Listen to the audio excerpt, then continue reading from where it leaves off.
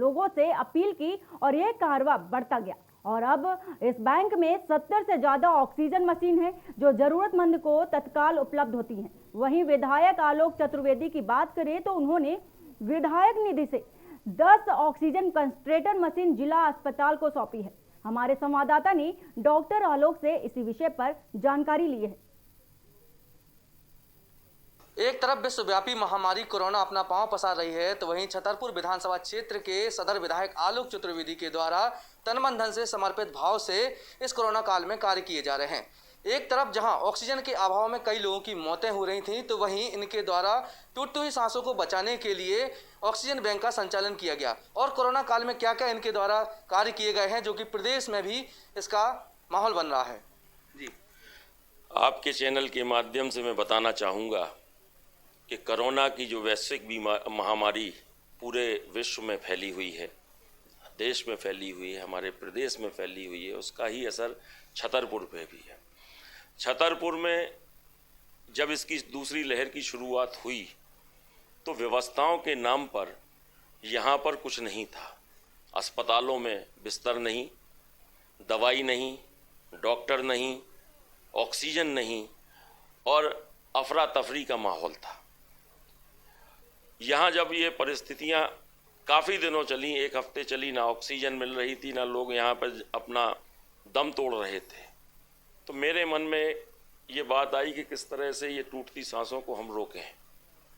कोई उपाय सूझा नहीं, सब तरफ ये तलाश लिया कि ऑक्सीजन कैसे मिलेगी, तो मन में ये विचार आया कि ऑक्सीजन कॉन्सेंट्रेटर बैंक बनाया जाए और ऑक्सीजन कॉन्सेंट्रेटर बैंक की मैंने शुरुआत की। ऑक्सीजन कॉन्सेंट्रेटर बैंक 30 मशीनों के साथ मैंने शुरू किया और शहरवासियों से अपील की कि आप इसमें सब लोग सहयोग करें और इस बैंक को हम आप बढ़ाएं और टूटती हुई सांसों को हम सहारा देने की कोशिश करें। मैं अपने छतरपुर शहर वासियों को, उन दानवीरों को, उन परोपकारी भाइयों को, सबको धन्यवाद और उनका आभार करना चाहता हूं कि उन्होंने आगे बढ़कर जिस तरह से यहाँ इस बैंक को मदद की है और उन टूटती हुई सांसों को रोका है। मैं निश्चित रूप से अपने शहरवासियों का, छतरपुर वासियों का, उन दानवीरों का, उन परोपकारियों का आभारी हरदम रहूँगा। और साथ ही साथ मुझसे जो बना, विधायक निधि के माध्यम से मैंने इस वर्ष 10 लाख रुपए शासकीय हॉस्पिटल को दिया, 11,70,000 रुपये विधायक निधि से मैंने मिशन हॉस्पिटल को दिया। पिछले वर्ष भी जब कोरोना की पहली लहर थी तब मैंने 20 लाख रुपए सरकारी अस्पताल को दिए थे। पिछले बार मेरे मित्रों के द्वारा, मेरे सहयोगियों के द्वारा करीब 25 लाख रुपए अस्पताल को वो राशि भी उपलब्ध कराई थी। 5 लाख रुपए मैंने पिछले वर्ष स्वयं अपनी निजी निधि से दिए थे। और मुझसे जो बनता है, पिछले वर्ष मैंने सैनिटाइजेशन का काम भी पूरे शहर और गांव में करवाया था, राशन का वितरण भी करवाया था। इस वर्ष भी मैं राशन, जो लोग राशन मांगते हैं उनको राशन की व्यवस्था की जाती है, जो दवाई मांगते हैं उनको दवाई की व्यवस्था की जाती है, जो लोग आर्थिक मदद की आवश्यकता समझते हैं उनको वो मदद करता हूँ।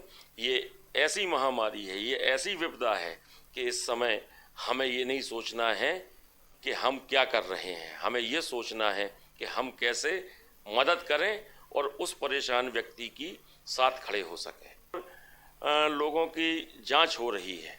मैंने सुझाव भी दिया था कि चलित वाहन के द्वारा बड़े बड़े गांव में इस तरह यहाँ से डॉक्टर जाएं और वहाँ कैंप करें जिससे कि लोग अपना इलाज करा सकें और उन्हें राहत मिल सके। जितने स्वास्थ्य केंद्र हैं, प्राथमिक स्वास्थ्य केंद्र हैं, उप स्वास्थ्य केंद्र हैं, वो सारे के सारे ताले पड़े हुए हैं, वहाँ कोई नहीं है।